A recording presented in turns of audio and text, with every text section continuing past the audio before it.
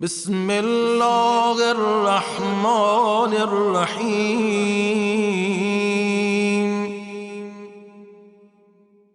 اللهم اهدني فيه لصالح الأعمال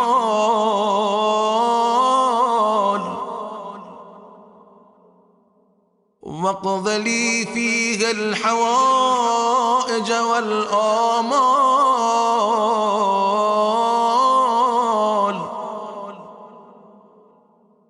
يا من لا يحتاج إلى التفسير والسؤال،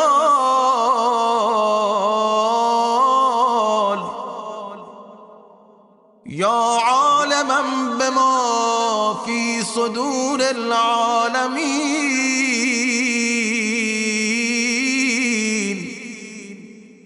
صل على محمد وآله الطاهرين.